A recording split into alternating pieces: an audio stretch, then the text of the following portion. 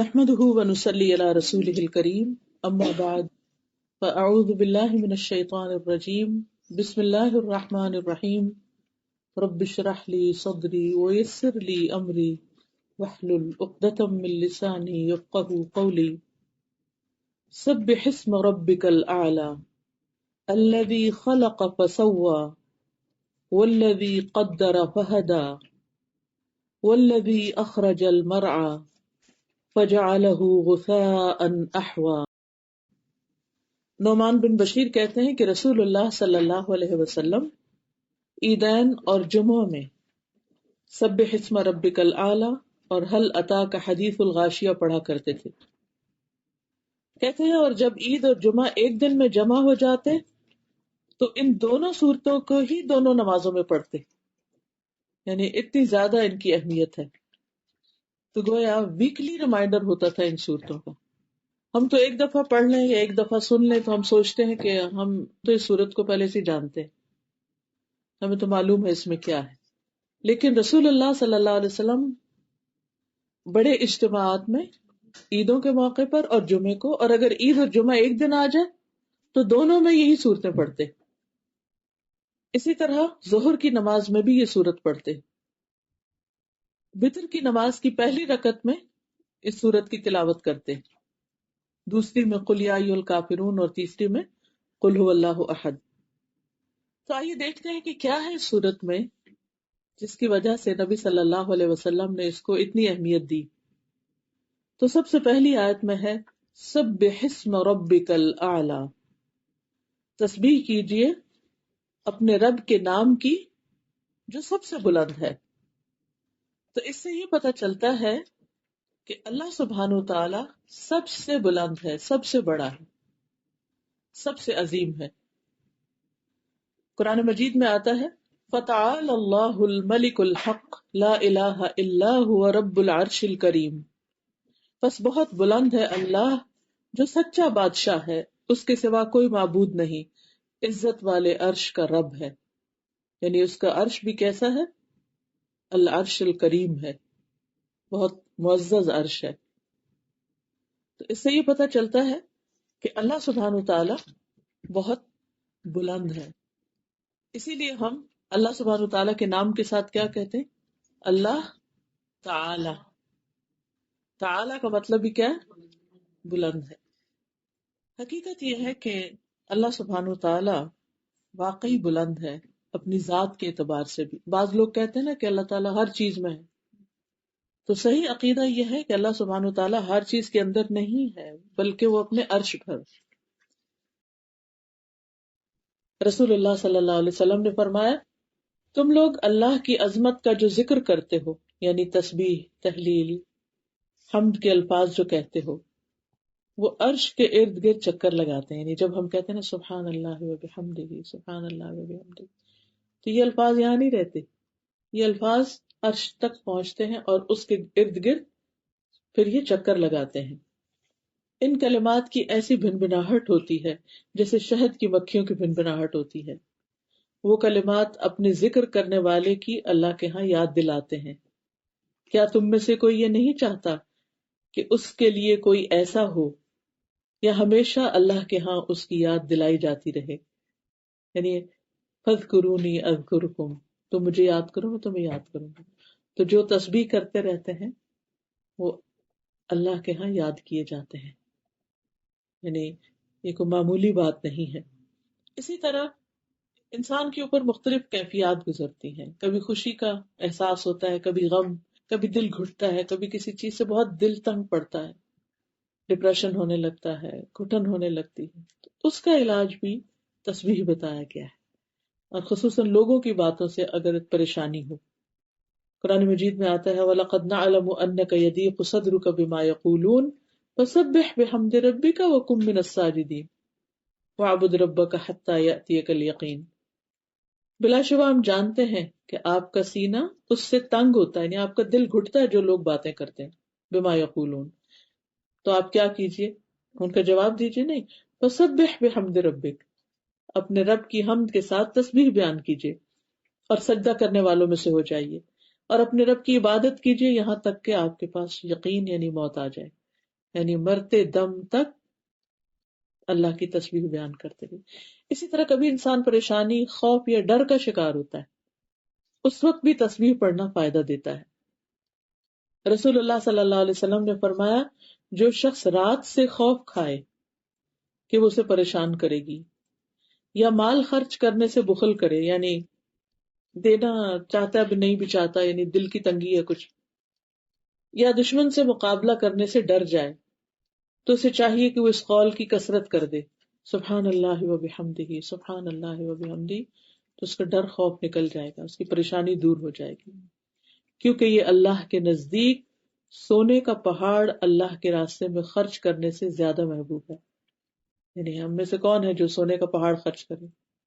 اور جب سے ہمیں اللہ نے سونا چاندی دیا ہے، عموماً لڑکیوں کو شادی کے بعد زیادہ، تو ہم نے کتنا خرچ کر دیا ہوگا اللہ کے راستے میں. زکوٰۃ نکالتے بھی ہمیں تو مشکل ہوتی ہے، کیونکہ خواتین اکثر یہ مسئلہ پوچھتی ہیں کہ ہمارے شوہر ہمیں اتنا نہیں دیتے کہ ہم اپنی زکوٰۃ دے سکیں، اور پھر ہم کیا کریں، زیور تو بہت ڈال دیا گیا. تو میں انہیں کہتی ہوں کہ اسی میں سے دے دیں. تو کہتے ہیں اس طرح تو وہ ختم ہو جائے گا. تو ہمیں ختم ہونے کا ڈر ہوتا ہے، جانے کا ڈر ہوتا ہے، وہ تو فرض ہے، صدقہ کہاں سے کریں گی. لیکن صحابیات بہرحال کیا کرتی تھی. ایک عید کے موقع پر نبی صلی اللہ علیہ وسلم نے الگ سے ان کو کچھ تلقین کی تھی، تو آپ صلی اللہ علیہ وسلم نے ان کو صدقہ کرنے کا بھی حکم دیا تھا. تو ہر عورت کچھ نہ کچھ اپنے زیورات میں سے، عید کے دن تو بہت کچھ پہنا ہوا بھی ہوتا ہے زیب و زینت کے لیے، تو کوئی اپنی بالی، کوئی اپنی انگوٹھی، کوئی چوڑی، کوئی کچھ نہ کچھ ڈال رہی تھی. اللہ ہمیں بھی توفیق دے کہ اللہ کے راستے میں کچھ کیا کریں. تو بہرحال اگر نہیں کرنے کی توفیق ہوتی تو کم از کم تسبیح کر لیا کریں، تو بہت آسان ہے، کیونکہ زبان سے کوئی کام کرنا تو مشکل نہیں ہونا چاہیے. پھر اسی طرح ہر صبح ہمارے ہر جوڑ پہ صدقہ واجب ہو جاتا ہے، ہر جوڑ پہ جان کا صدقہ. تو اس کے لیے بھی سبحان اللہ کہنا صدقہ ہے، الحمد للہ کہنا، لا الہ الا اللہ کہنا، اللہ اکبر کہنا، نیکی کا حکم دینا، برائی سے روکنا. تو تسبیح کرنا جو ہے یہ ہر حال میں فائدہ دیتا ہے. تسبیح جب انسان کرتا ہے تو زمین و آسمان کے درمیان کی فضا بھر جاتی ہے. پھر اسی طرح جس نے سورج طلوع ہونے سے پہلے اور غروب ہونے سے پہلے 100 بار سبحان اللہ کہا، تو اس کے لیے 100 اونٹ خرچ کرنے سے بہتر ہے.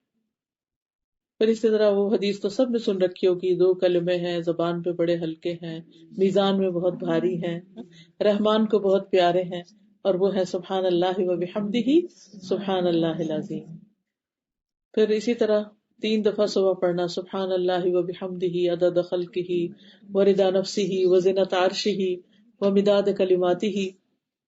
تو یہ یعنی بہت زیادہ لمبا وقت اگر ہم ذکر اذکار میں نہیں گزارتے تو یہ 3 دفعہ پڑھنا بھی اس سب سے زیادہ بھاری ہو جاتا ہے. پھر اسی طرح آگ سے بچاؤ کا ذریعہ بھی ہے تسبیح. پھر جنت میں درخت لگتے ہیں تسبیحات پڑھنے سے. تو تسبیح تو کسی وقت بھی کی جا سکتی ہے، لیکن خاص طور پر صبح شام کرنے کا قرآن مجید میں ذکر آیا ہے. یا ایھا الذین آمنوا اذکروا اللہ ذکرا کثیرا وسبحوہ بکرۃ واصیلا. اے ایمان والو، اللہ کو بکثرت یاد کرو اور صبح شام اس کی تسبیح کیا کرو. اگر ہو سکے تو صبح سورج نکلنے سے پہلے 100 بار سبحان اللہ یا سبحان اللہ و بحمدہ، اور عصر کے وقت، عصر کی نماز کے بعد خاص طور پر. اور خصوصاً سورج طلوع ہونے کے قریب جو ہے اس کا بہت فائدہ ہے، کیونکہ اس وقت اللہ کی سب مخلوق جو ہے وہ اللہ کی تسبیح کر رہی ہوتی ہے، جس پہ بھی وہ سورج نکل رہا ہوتا ہے. نماز کے آغاز میں تو ہم خیر پڑھتے ہی ہیں سبحانک اللہم و بحمدک. رکوع اور سجدے میں بھی تسبیح رکھی گئی ہے، سبحان ربی الاعلی اور سبحان ربی العظیم.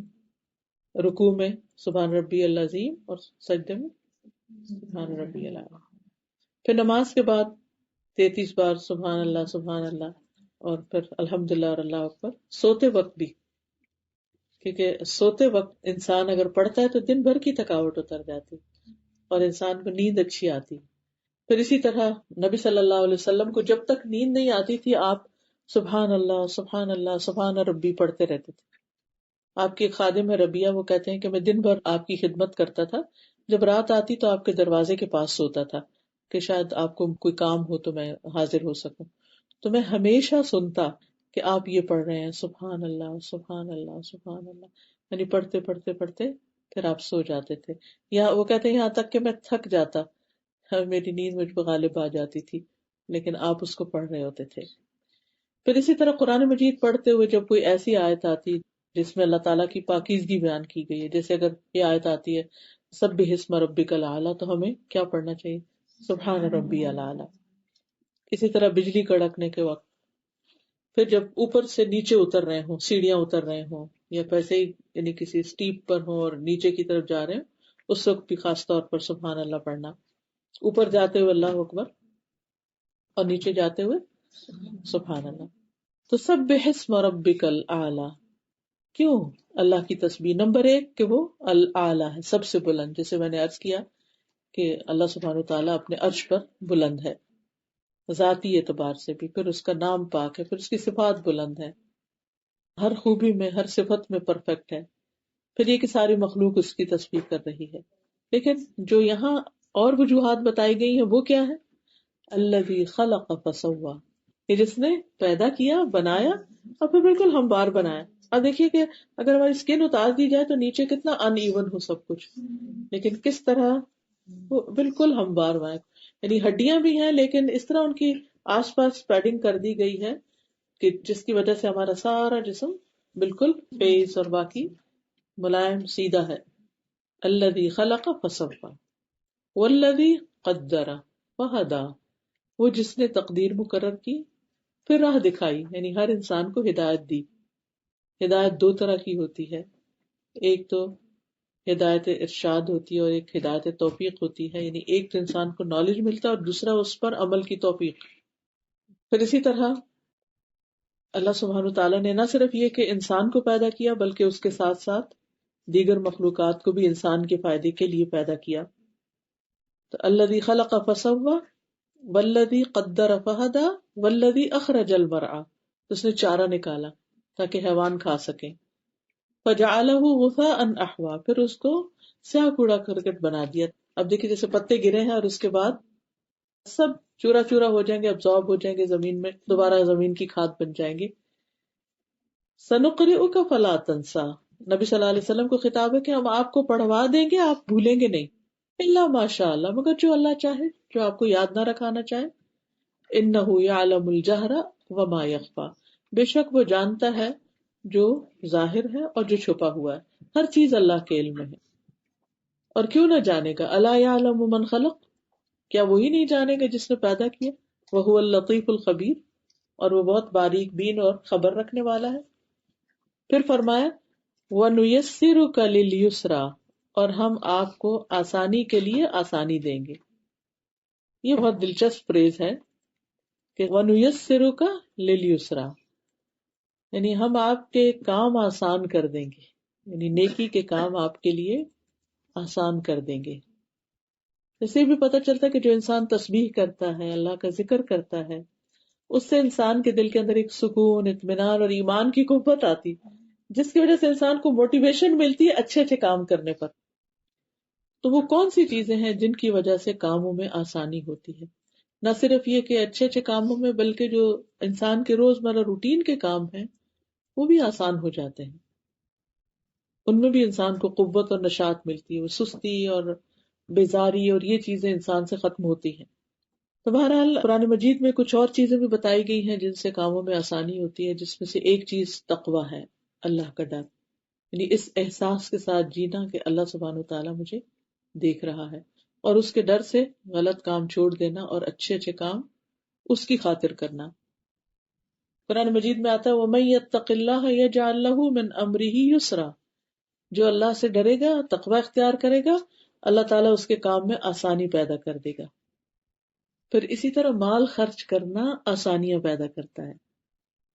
فَأَمَّا مَنْ أَعْطَى وَاتَّقَى وَصَدَّقَ بِالْحُسْنَى فَسَنُيَسِّرُهُ لِلْيُسْرَى، پھر جس نے اللہ کی راہ میں مال دیا، صدقہ خیرات کیا، پرہیزگاری اختیار کی اور اچھی باتوں کی تصدیق کی، تو ہم اس سے آسان راہ پہ چلنے کی سہولت دیں گے، یعنی اس کے لیے کام آسان کر دیں گے. اسی طرح جو شخص دوسروں کے لیے آسانیاں پیدا کرتا ہے، اللہ تعالیٰ اس کے لیے آسانیاں پیدا کرتا ہے، اور جو دوسروں کے لیے مشکلات کھڑی کرتا ہے، اللہ تعالیٰ اس کو بھی مشکلات میں ڈالتا ہے.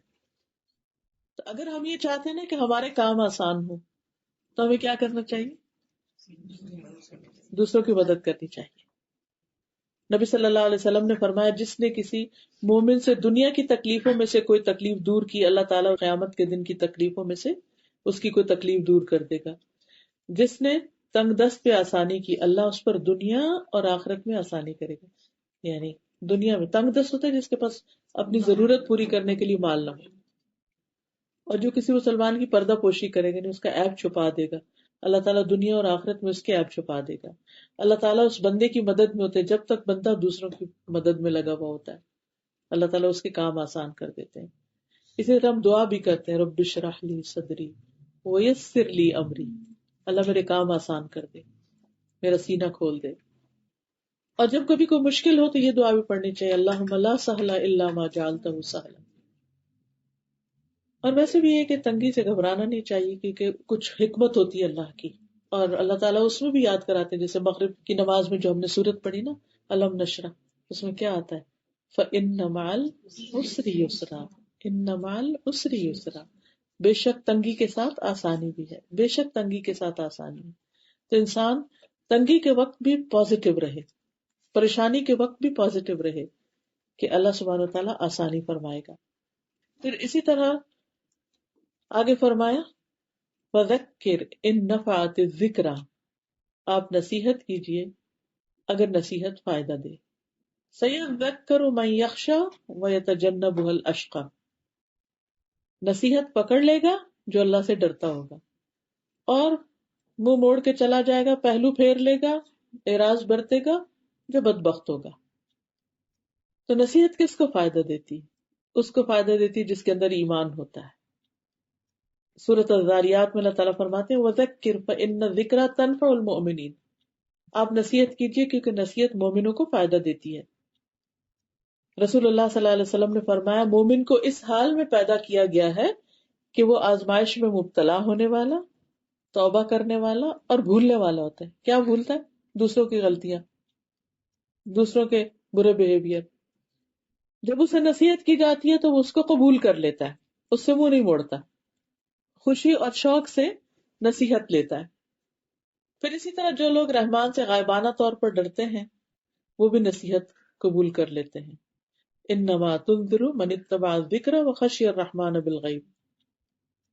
پھر اسی طرح اللہ تعالیٰ فرماتے ہیں فذکر بالقرآن من یخاف وعید، قرآن کے ساتھ اس شخص کو نصیحت کیجیے جو میرے عذاب کے وعدے سے ڈرتا ہے. قرآن مجید سے ہمیں یہ بھی پتہ چلتا ہے کہ کچھ لوگوں کو نصیحت فائدہ نہیں دیتی. اکثر ماں یہ شکایت کرتی ہوئی سنی گئی ہے کہ بچے بڑے ہو گئے ہیں، بات نہیں سنتے، نصیحت نہیں مانتے، توجہ نہیں دیتے، بات مذاق میں اڑا دیتے ہیں. ایسا کیوں ہوتا ہے؟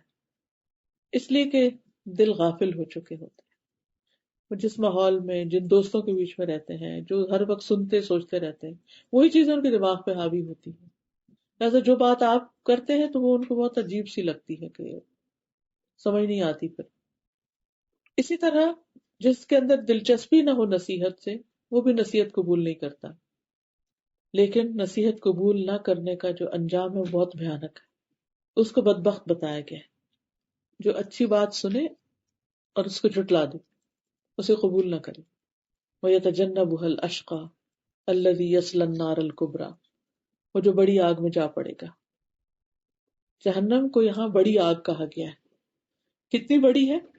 حدیث میں آتا ہے جہنم کو قیامت کے دن لایا جائے گا جس کی 70,000 لگامیں ہوگی، اور ایک لگام کو 70,000 فرشتے پکڑے ہوئے کھینچ رہے ہوں گے. تقریباً 4,90,00,000 فرشتے بنتے ہیں جو صرف جہنم کو کھینچ رہے ہوں گے، اس کو کنٹرول کر رہے ہوں گے. پھر ایک ایک جو چنگاری ہے وہ یوں ہوگا جو بہت بڑا بڑا مینشن ہو، کوئی محل ہو جس کا ایندھن انسان اور پتھر ہوں گے. ایک جہنمی کا سانس 1,00,000 لوگوں کو جلا سکتا ہے، یعنی صرف وہ سانس جلے گا. اور مشکل یہ ہے کہ آگ جب ہلکی ہوگی تو اسے اور زیادہ بھڑکا دیا جائے گا، وہ کم نہیں ہونے پائے گی. ثم لا يموت فيها ولا يحيا، جس میں نہ وہ مرے گا نہ جیے گا، وہی اس کا ٹھکانہ ہوگی، موت نہیں آئے گی. دنیا میں تو یہ ہوتا ہے کہ اگر کوئی زیادہ جل جائے تو وہ زندہ نہیں رہتا، لیکن جہنم کی آگ کے بعد کسی کو موت نہیں. اللہ تعالیٰ ہم سب کو اس سے محفوظ رکھے. پھر کامیابی کے طریقے بتا دیے گئے کہ کامیابی کس سے ہوتی ہے، کامیاب ہونے کے طریقے. قد افلح من تزکا وذکر اسم ربہ فصلی. سورۃ الاعلیٰ میں 3 چیزیں بتائی گئی کامیاب ہونے کے لیے. نمبر 1، کامیاب وہ ہوا جس نے تزکیہ اختیار کیا، یعنی اپنے آپ کو پاک صاف کرتا رہا. نمبر 2، وذکر اسم ربہ، جس نے اپنے رب کا نام یاد کیا، ذکر کیا، جیسے شروع میں ہی آیا سبح اسم ربک الاعلی. فصلی، تیسری چیز ہے پھر نماز پڑھی. تو کامیابی کے لیے یہ 3 چیزیں لازم ہیں کہ انسان ساری زندگی اپنے اندر سے بری عادتیں، برے خیالات، منفی سوچیں، یہ سب چیزیں نکالتا رہے اور اچھی چیزیں ڈالتا رہے اور اچھی چیزوں میں گرو کرتا رہے، ذکر کی کثرت کرے اور نماز ادا کرے. تو سب سے پہلی چیز کیا ہے؟ تزکیہ. اور پھر اللہ سے دعا.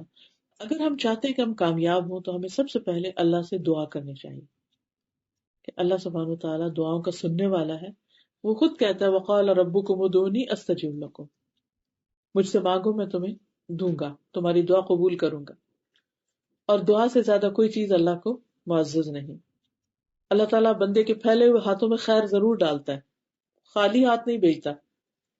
پھر اسی طرح یہ ہے کہ انسان ذکر کرے یا تسبیح کرے یا جو بھی نیک کام کرے ان کو چھپا کر کرے، ریاکاری نہ کرے، دکھاوا نہ کرے، ان کا بہت اشتہار نہ دے.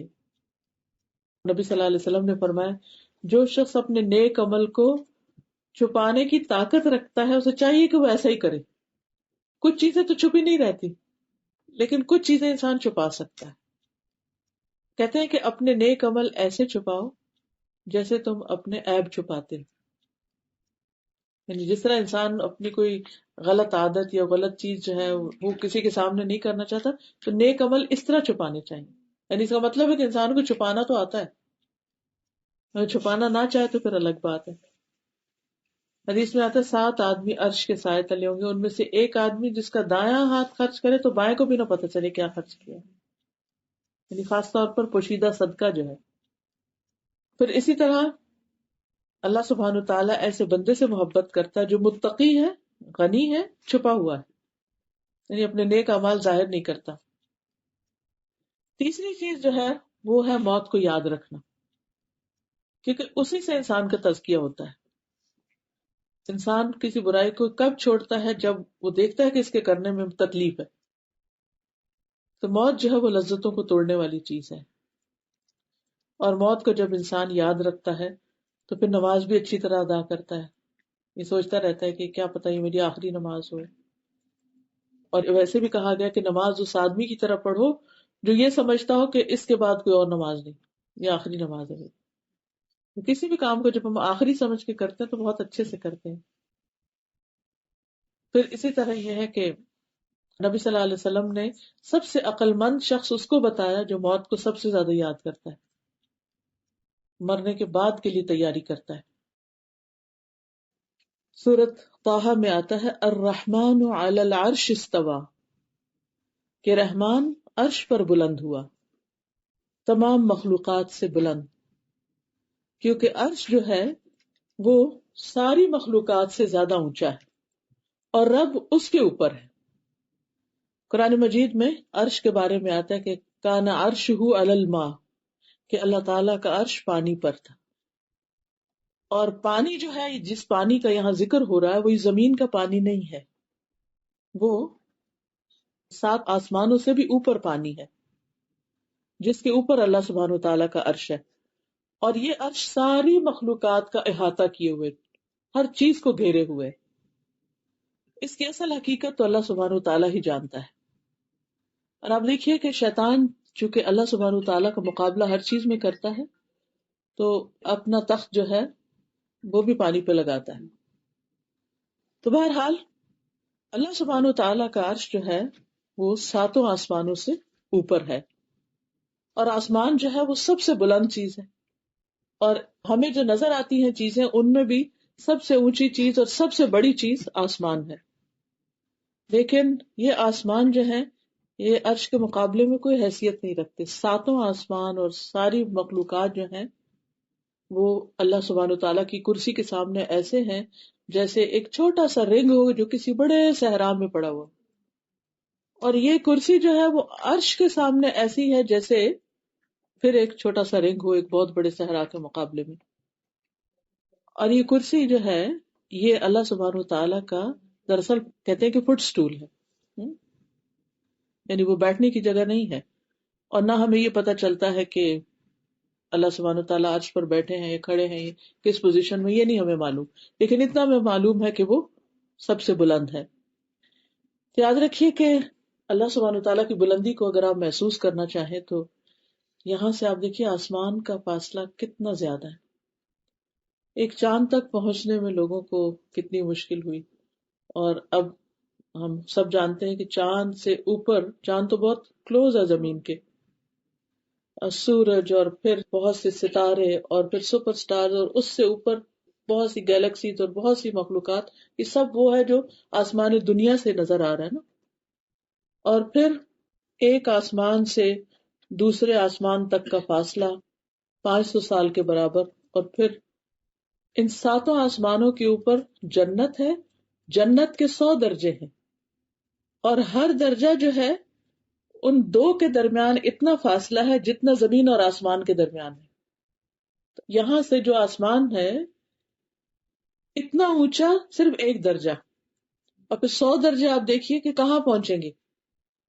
مسند احمد کی روایت میں آتا ہے رسول اللہ صلی اللہ علیہ وسلم نے فرمایا جنت میں 100 درجے ہیں، ہر 2 درجوں کے درمیان اتنا فاصلہ ہے جتنا کہ زمین اور آسمان کے درمیان کا فاصلہ ہے، اور فردوس اس کا اعلیٰ ترین درجہ ہے، اس سے جنت کی 4 نہریں نکلتی ہیں، اور اس کے اوپر عرش ہے. اور جب بھی تم اللہ سے سوال کرو تو جنت الفردوس کا سوال کرو، بلند ترین درجے کا. انسان کی نیچر ہے کہ وہ دنیا میں بھی بلند مقام اور بلند جگہیں اور بلند چیزوں کا شوق رکھتا ہے، اونچا جانا چاہتا ہے. لیکن جنت کی تو بات ہی کیا ہے کہ پھر اس میں بھی اتنے درجے. پھر آپ دیکھیے کہ 7ویں آسمان اور عرش کے بیچ میں جو جنت، اور پھر اس کے بعد کہتے ہیں کہ جو عرش تک کا فاصلہ ہے اس میں 70,000 حجاب ہیں، پھر اس کے بعد عرش آتا ہے. تو کتنا بلند ہے، یعنی انسان کی عقل جواب دے جاتی ہے. اب اس کے اوپر رب تعالی، تو اللہ سبحانہ تعالی اگر الاعلی ہے تو وہ ہر ایک سے اعلی، ہر ایک سے بلند ہے. اور ہم یہ بھی جانتے ہیں کہ 7ویں آسمان پر بیت المعمور بھی ہے، اور بیت المعمور میں ہر روز 70,000 فرشتے نماز پڑھتے ہیں، اور جو ایک مرتبہ عبادت کر کے باہر نکل جاتے تو دوبارہ واپس نہیں آتے، یعنی آخر تک ان کی دوبارہ باری ہی نہیں آئے گی. اس سے آپ اندازہ لگا سکتے ہیں کہ کتنی مخلوقات اس کی عبادت کر رہی ہیں. اگر ہم سجدہ نہیں کریں گے، ہم نماز نہیں پڑھیں گے تو اس کو کیا فرق پڑتا ہے. بہرحال اللہ سبحانہ وتعالی نے ساری مخلوقات کی تخلیق کی اور عرش کو اپنے ہاتھ سے بنایا، جنت عدن کو بھی اس نے اپنے ہاتھ سے بنایا، پھر اسی طرح قلم بھی، اور آدم علیہ السلام کو. یعنی کہاں عرش اور کہاں یہ خاکی انسان، مٹی کا بنا ہوا انسان، لیکن اللہ تعالیٰ نے انسان کو کیسی عزت بخشی کہ آدم کو اپنے ہاتھ سے بنایا.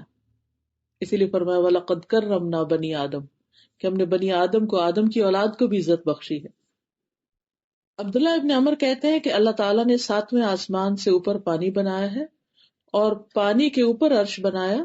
قسم اس ذات کی جس کے ہاتھ میں میری جان ہے، بے شک سورج اور چاند کو اچھی طرح معلوم ہے کہ قیامت کے دن ان کو آگ کی طرف چلنا ہوگا، یعنی ان سے جہنم بھڑکائی جائے گی، یہ نہیں کہ ان کو بطور سزا اس میں ڈالا جائے گا. تو بہرحال اللہ سبحانہ وتعالیٰ کا عرش اپنے اوپر فرشتے اٹھائے ہوئے ہیں. قرآن مجید میں آتا ہے کہ قیامت کے دن اس کو 8 اپنے اوپر اٹھائے ہوئے گے. وہ فرشتوں کی 8 صفیں ہیں یا ان کی تعداد 8 ہے، اللہ ہی کو معلوم ہے، لیکن ایک ایک فرشتہ اتنا بڑا ہے کہ اس کے کانوں کی لو سے اس کے کندھے کا فاصلہ جو ہے وہ 700 سال کی مسافت جتنا ہے، یعنی اس سے بھی زیادہ جتنا زمین اور آسمان کے درمیان کا فاصلہ ہے. تو اللہ تعالیٰ کی جو مخلوقات ہیں ان کی بڑائی کا ہم تصور بھی نہیں کر سکتے. تو جس رب کی مخلوق اتنی بڑی بڑی ہے، وہ رب خود کتنا بڑا ہوگا، کتنا عظیم ہوگا. تو اللہ سبحانہ وتعالی ہر عیب سے پاک ہے اور ہر نقص سے پاک ہے اور بلند ہے، اس لیے ہمیں حکم دیا گیا ہے سبح اسم ربک الاعلی۔ تو جب ہم تسبیح کرتے ہیں، اللہ کا ذکر کرتے ہیں، تو یہ کوئی معمولی چیز نہیں ہوتی۔ پھر اسی طرح یہ ہے کہ اللہ سبحانہ وتعالیٰ اپنی صفات کے اعتبار سے بھی بہت بلند ہے، ہر کمزوری سے بلند و بالا ہے، پاک ہے۔ لا تأخذہ سنۃ ولا نوم، نہ اس کو نیند آتی ہے نہ اونگ آتی ہے۔ اللہ تعالیٰ سوتا نہیں اور سونا اس کی شان کے لائق نہیں، وہ تھکتا بھی نہیں۔ اب دیکھیے کہ مخلوقات جو ہیں وہ انسان ہو حیوان ہو سب کام کرنے کے بعد تھک جاتے ہیں، لیکن اللہ سبحانہ تعالیٰ کو تھکاوٹ لاحق نہیں ہوتی۔ پھر اسی طرح آسمان اور زمین کی کوئی چیز اس کو عاجز نہیں کر سکتی۔ تو ہمیں اس رب کی تسبیح کرنے کا حکم دیا گیا ہے، اور جب ہم کہتے ہیں نا سبحان اللہ و بحمدہ، تو یہ تسبیح اللہ سبحانہ تعالیٰ کو بہت پسند ہے۔ حقیقت یہ ہے کہ آسمان اور زمین کی ہر چیز اللہ تعالیٰ کی تسبیح کر رہی ہے۔ سبح اسم ربک الاعلی تسبح له السماوات السبع والارض ومن فیہن، ساتوں آسمان اور زمین، ومن فیہن، اور جو ان کے درمیان ہے، یہ سب کے سب تسبیح کرتے ہیں۔ وَإِن مِّن شَيْءٍ إِلَّا يُسَبِّحُ بِحَمْدِهِ وَلَٰكِن لَّا تَفْقَهُونَ تَسْبِيحَهُمْ، کوئی چیز ایسی نہیں کہ جو اللہ کی پاکی بیان نہ کر رہی ہو، لیکن تم ان کی تسبیح کو سمجھتے نہیں کہ وہ کس زبان میں تسبیح کر رہے ہیں۔ تو اگر ہر چیز اس کی تسبیح کر رہی ہے تو ہمیں کیا کرنا چاہیے؟ ہمیں بھی اس کی تسبیح کرنی چاہیے، ورنہ ہم پیچھے رہ جائیں گے۔ پھر اسی طرح اللہ تعالیٰ پرندوں کے بارے میں فرماتے ہیں کہ جو صفیں باندھ کر یعنی پر پھیلائے ہوئے ہیں، یہ بھی تسبیح کر رہے ہیں، یعنی اپنی اپنی بولیاں بولتے ہیں، لیکن اصل میں وہ اللہ کی حمد و ثنا کرتے ہیں۔ نوح علیہ السلام کی جو وفات کا وقت قریب آیا تو انہوں نے اپنے بیٹے کو فرمایا کہ میں تمہیں ایک وصیت کر رہا ہوں، اور وہ یہ ہے کہ سبحان اللہ و بحمدہ کا ورد کرتے رہنا، کیونکہ یہ ہر چیز کی نماز ہے اور اس کے ذریعے مخلوق کو رزق ملتا ہے۔ تو تسبیح جو ہے یہ رزق کی کنجی بھی ہے، انہوں نے اپنے بیٹے کو یہ تلقین کی تھی۔ تو اگر باقی مخلوق کا رزق اس سے ہے تو ہمیں کیا کرنا چاہیے؟ تسبیح کرنی چاہیے۔ اور پھر رزق صرف کھانا پینا ہی نہیں ہوتا، محبت بھی رزق ہوتا ہے، علم بھی رزق ہوتا ہے، ہر نعمت ایک رزق ہے، دین کا علم بھی رزق ہوتا ہے، یہ جو اللہ کی محبت ہے یہ بھی ایک رزق ہوتا ہے، بندوں کی طرف سے جو محبت ملتی ہے وہ بھی ایک رزق ہوتا ہے۔ حضرت خدیجہ کے بارے میں نبی صلی اللہ علیہ وسلم نے فرمایا تھا کہ قد رزقت حبها، مجھے اس کی محبت کا رزق ملا ہے، یعنی یہ میرے دل میں ڈال دی گئی ہے۔ اسی طرح جو حاملین عرش ہے، عرش کو اٹھائے ہوئے فرشتے ہیں، وہ بھی اللہ کی تسبیح بیان کرتے رہتے ہیں۔ سورۃ غافر میں آتا ہے الذین یحملون العرش ومن حولہ یسبحون بحمد ربہم، وہ فرشتے جو عرش اٹھائے ہوئے ہیں اور جو اس کے ارد گرد ہے، وہ سب کے سب اپنے پروردگار کی حمد و ثنا بیان کرتے ہیں اس کی تسبیح کے ساتھ۔ قیامت کے دن بھی فرشتے اللہ کی تسبیح کر رہے ہوں گے۔ اور ویسے بھی آپ کو معلوم ہے کہ جب آدم علیہ السلام کی پیدائش کا ذکر کیا اللہ سبحانہ تعالیٰ نے فرشتوں کے سامنے، تو انہوں نے یہی بتایا تھا کہ وَنَحْنُ نُسَبِّحُ بِحَمْدِكَ وَنُقَدِّسُ لَكَ۔ سورۃ الزمر میں آتا ہے وَتَرَى الْمَلَائِكَةَ حَافِّينَ مِنْ حَوْلِ الْعَرْشِ يُسَبِّحُونَ بِحَمْدِ رَبِّهِمْ، اس دن آپ دیکھیں گے کہ فرشتے عرش کے گرد حلقہ بنائے ہوئے ہیں، سرکل میں ہیں، جیسے طواف ہوتا ہے نا، ایسے اپنے پروردگار کی تعریف کے ساتھ اس کی تسبیح کر رہے ہوں گے۔ اب بھی کر رہے ہیں، قیامت کے دن بھی کر رہے ہوں گے۔ آج تو ہم نہیں دیکھ سکتے، لیکن قیامت کے دن اللہ سبحانہ تعالیٰ فرماتے ہیں وہ ترا، اور تم دیکھو گے کہ فرشتے تسبیح کر رہے ہیں، تو کیا منظر ہوگا وہ۔ نبی صلی اللہ علیہ وسلم بھی کثرت کے ساتھ اللہ سبحانہ تعالیٰ کی تسبیح کیا کرتے تھے اور کثرت سے یہ کلمات پڑھتے تھے سبحان اللہ و بحمدہ استغفر اللہ و اتوب الیہ۔ اور آپ کو اس بات کا حکم بھی دیا گیا تھا اذا جاء نصر اللہ والفتح ورأیت الناس يدخلون فی دین اللہ افواجا فسبح بحمد ربک، یعنی انہی الفاظ کے ساتھ حکم ہوا، فسبح بحمد ربک، اپنے رب کی ہم تعریف کے ساتھ اس کی تسبیح بیان کیجیے، واستغفروا، اور اس سے بخشش مانگی، انہ کان توابا۔ اسی طرح اللہ سبحانہ تعالیٰ کا پسندیدہ کلام وہ ہے جس میں اس کی تسبیح بیان کی جائے، اور یہ کلام اللہ تعالیٰ کو بہت ہی پیارا ہے جو ہم ہاتھ باندھ کے نماز کے شروع میں پڑھتے ہیں، سبحانک اللہم وبحمدک وتبارک اسمک وتعالی جدک ولا الہ غیرک۔ اے اللہ تو پاک ہے اپنی تعریف کے ساتھ، تیرا نام بڑا ہی برکت والا ہے، یعنی اللہ لفظ جو ہے بہت برکت والا ہے، اور جب ہم بسم اللہ کہتے ہیں جس بھی چیز پر برکت ہوتی ہے اس کام میں، تیری بزرگی بلند و برتر ہے، تیرے علاوہ کوئی الہ نہیں ہے۔ اسی طرح اللہ سبحانہ تعالیٰ کے کوئی شخص قریب ہونا چاہے تو تسبیح سے بڑھ کر کوئی چیز نہیں، اور اللہ تعالیٰ کے ہاں فضیلت اور مقام پانا چاہے تو اس کے لیے بھی تسبیح بہترین ہے۔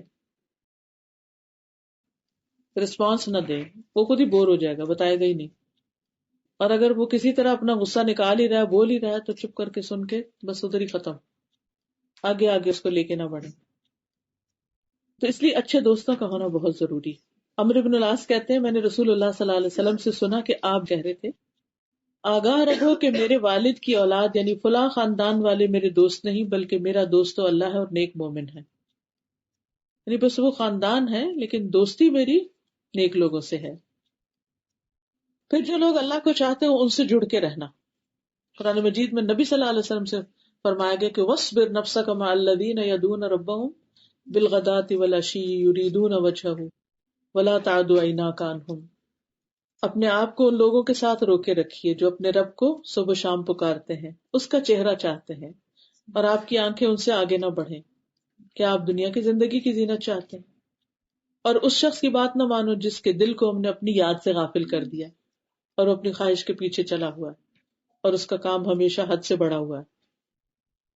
پھر اسی طرح کامیابی کے لیے ضروری اور تزکیہ کے لیے ضروری ہے کہ انسان روزانہ قرآن پڑھے، کیونکہ قرآن دلوں کی شفا ہے۔ جو بھی ہمیں بیماریاں لگ جاتی ہیں نا ادھر ادھر کی باتوں سے، جب ہم قرآن پڑھتے ہیں تو وہ اس کو دھو ڈالتا ہے۔ تو کامیاب کون ہے؟ جس نے تزکیہ کر لیا۔ تزکیہ کیسے ہوتا ہے؟ موت سے تزکیہ ہوتا ہے، اچھے دوستوں سے ہوتا ہے، دعا کرنے سے ہوتا ہے، اور روزانہ قرآن پڑھنے سے۔ نبی صلی اللہ علیہ وسلم نے فرمایا کوئی ایسی چیز نہیں جو زیادہ افضل ہو، بہتر ہو، جس کے ذریعے تم اللہ کی طرف رجوع کر سکو، سوائے اس کے جو اسی کی طرف سے نازل ہوئی، یعنی قرآن۔ یعنی اللہ سے قریب ہونا چاہتے ہو، اللہ کی طرف لوٹنا چاہتے ہو تو قرآن کے ذریعے ہو۔ آپ نے فرمایا جو آدمی اللہ اور اس کے رسول سے محبت کرنا پسند کرتا ہے اسے چاہیے کہ قرآن کی تلاوت مصحف دیکھ کے کرے، یعنی کھول کے پڑھے، قرآن اٹھا کے پڑھے۔ اور جو لوگ قرآن پڑھتے ہیں وہ اللہ کے خاص بندے ہوتے ہیں، اہل اللہ ہوتے ہیں، ایک ایک حرف کا اجر۔ پھر قد افلح من تزکا وذکر اسم ربہ فصلی، پھر نماز پڑھنا، کیونکہ نماز کے بغیر کامیابی نہیں۔ قد افلح المؤمنون الذین هم فی صلاتهم خاشعون، کیونکہ نماز جو ہے وہ اللہ سے سرگوشی کا موقع ہے، اللہ سے قرب کا ذریعہ ہے۔ جب انسان نماز پڑھتا ہے تو اللہ کا چہرہ سامنے ہوتا ہے، ہم دیکھ نہیں سکتے لیکن وہ ہمارے بالکل سامنے ہوتا ہے۔ قیامت کے دن جب دوزخ میں جانے والوں سے پوچھا جائے گا ما سلککم فی سقر، کہ کیا چیز تمہیں دوزخ میں لے گئی؟ قالوا لم نک من المصلین، تو وہ کہیں گے ہم نماز پڑھنے والوں میں سے نہ تھے، ہم نماز نہیں پڑھتے تھے۔ وَلَمْ نَكُ نُطْعِمُ الْمِسْكِينَ، اور ہم مسکین کو کھانا نہیں کھلاتے تھے، بھوکے کو کھانا نہیں کھلاتے تھے۔ وَكُنَّا نَخُوضُ مَعَ الْخَائِضِينَ، اور بحثیں کرنے والوں کے ساتھ مل کے بحث مباحثے کرتے تھے، یعنی ہر وقت لڑائی جھگڑے بحث مباحثے، ہر چیز کے اندر آرگیومنٹس کرنا کرانا کچھ نہیں۔ بل تؤثرون الحیات الدنیا والآخرۃ خیر وابقیٰ، بلکہ تم دنیا کی زندگی کو ترجیح دیتے ہو، حالانکہ آخرت بہتر بھی ہے اور ہمیشہ باقی رہنے والی بھی ہے۔ یاد رکھیے کہ آخرت کے مقابلے میں دنیا بس ایسے ہی ہے جیسے ایک مسافر ہو، کسی جگہ تھوڑا سا رکے اور پھر آگے، جیسے کسی اسٹیشن پر رکتا ہے اور پھر چائے کا کپ لیتا ہے اور پھر آگے چل پڑتا ہے، بس اتنی سی دیر ہے دنیا میں، پھر اس کے بعد آگے کا سفر ہے جو ہمیشہ ہمیشہ کا ہے۔ وما هذه الحیات الدنیا الا لہو ولعب وان الدار الآخرۃ لہی الحیوان لو کانوا یعلمون. یہ دنیا کی زندگی کھیل تماشے کے سوا کچھ نہیں، اور بے شک آخرت کا گھر یقیناً وہی اصل زندگی ہے.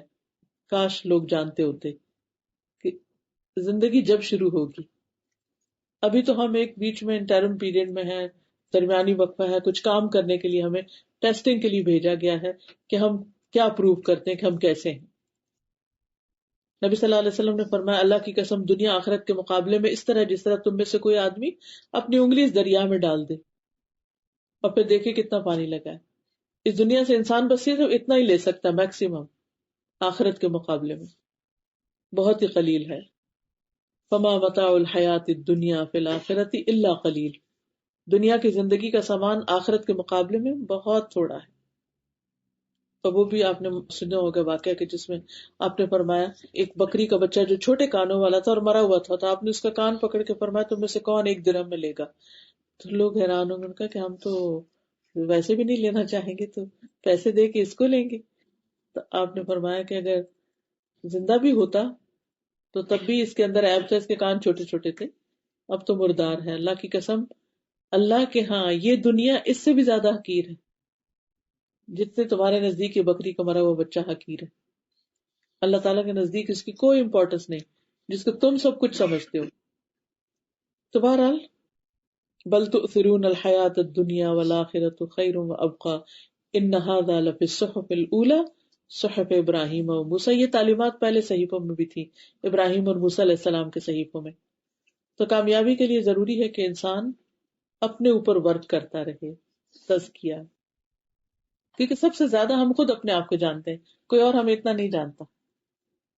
اور دوسرا یہ کہ پھر اللہ کو یاد کرتا رہے، ذکر کرتا رہے، غفلت میں نہ رہے. اور پھر نماز کی پابندی، شوق سے نماز، محبت سے نماز، کیونکہ ہر سجدے سے ایک درجہ بڑھتا ہے.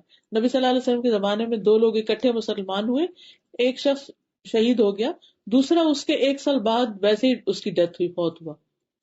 تو کسی نے خواب میں دیکھا کہ وہ جو بعد میں فوت ہوا ہے حالانکہ وہ شہید نہیں مگر اس کے درجے زیادہ بلند، اس کا مقام زیادہ بلند ہے آخرت میں، یعنی اس کو خواب میں یہ دکھایا گیا. تو اس نے آ کے نبی صلی اللہ علیہ وسلم سے پوچھا کہ اس کا کیا مطلب ہے کہ میں نے اس کو آگے دیکھا ہے دوسرے کی نسبت، حالانکہ وہ تو شہید ہوا تھا. آپ نے فرمایا کہ کیا اس نے اس سال کی نمازیں نہیں پڑھی، کیا اس نے روزے نہیں رکھے. تو ہر سجدہ جو ہے اس سے ایک درجہ بلند ہو جاتا ہے. بعض علماء کہتے ہیں وہ درجہ ایک زمین سے آسمان کے برابر کا درجہ ہے. اللہ عالم حقیقت میں کیا ہے وہ درجہ، لیکن بہرحال سٹیٹس ہائی ہوتا چلا جاتا ہے جتنی زیادہ آپ کے سجدے اور نمازیں زیادہ ہوتی. لیکن نماز جو ہے نا ایک بھاری کام لگتا ہے، مشکل کام لگتا ہے، لوگ بمشکل اس کو پڑھتے ہیں اور یا بعض اوقات پڑھتے ہوئے بھی ڈرتے ہیں. اگر ایسی مشکل ہو تو بھی کیا کرنا چاہیے، اللہ سے دعا کرنی چاہیے کہ اللہ نماز کو میری آنکھوں کی ٹھنڈک بنا دے، نماز کو میرے دل کا قرار بنا دے، اور نماز پڑھنا میرے لیے آسان کر دے، میرے لیے ایک بہت پلیزنٹ خوشگوار ایکسپیرینس کر دے کہ میں تیرے سامنے کھڑی ہوں تو واقعی میں انجوائے کروں اس کو. اور مسلسل یہ دعا مانگے اپنے لیے، اور آپ دیکھیں گے کہ انشاءاللہ آپ کی دعا قبول ہوگی. تو آپ انتظار کریں گے کہ نماز کب ہو، کیونکہ نماز پڑھنے کے بعد جو آپ کے دل کی خوشی کا عالم ہوگا. اور صحیح والی نماز، جو خراب نماز پڑھتے ہیں اس میں گلٹ ہوتا ہے انسان کے اندر، لیکن جو صحیح والی نماز ہوتی ہے اس سے انسان کے اندر خوشی ہوتی ہے، انسان کو چین نصیب ہوتا ہے. تو اس لیے بہت ضروری ہے کہ ہم اپنی نمازوں کو کریکٹ کریں اور ان کو وقت پر پڑھیں، ان کے شرائط، آداب، سنن اس کا بھی خیال رکھیں.